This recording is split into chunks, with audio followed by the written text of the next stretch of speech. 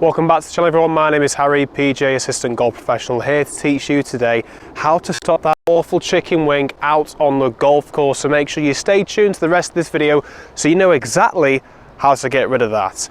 So first things first, when we're trying to stop this chicken wing, when they get into their downswing, they'll separate their left arm and their right arm and create a load of room here in between the arms, which causes a lot of inconsistency in ball striking and where the ball's direction starts. So what we want to make sure is that in that impact position, we want to see that left arm, so the leading arm, is nice and straight. This way we're going to improve the impact position, therefore the centerness of strike will be there, meaning that we'll be able to hit better golf shots.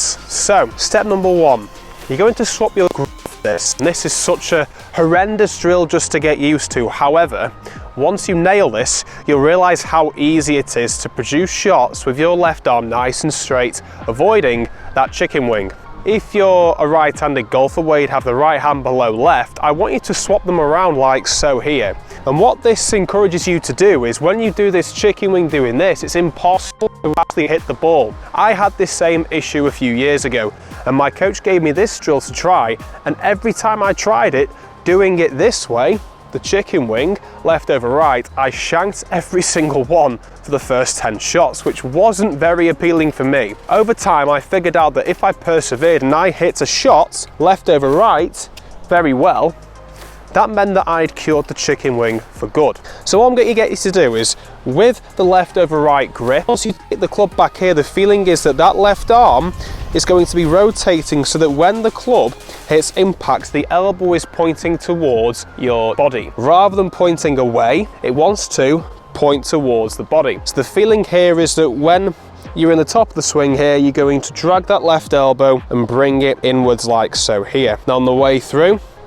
you're letting the elbow fold and it's still going to be pointing towards your body. If I do that chicken wing, it's going to come out and it's going to stay out like so. Take the club back, down into impact, making sure that elbow's pointing towards your body, and then release it through. And you can see there, a good way of thinking of this is that the club face is going to be open on the backswing and it's going to close on the way through. If we do this chicken wing, it's going to leave the club face open, pointing towards the sky, which we don't want. We want the club face pointing behind us on the way through. So let me just show you again so you can see that. I'm going to swing back, release the club, and you can see there the club face now is pointing behind me. So 2 checkpoints. The elbow is going to point towards your body. It's going to stay pointing towards your body on the way through, making sure that club face is pointing away from you. To start things off then, the first practice session you do when doing this drill, make sure they're only chip shots like here to about 20 yards away, and just get a good feel for letting the club face release on the way through.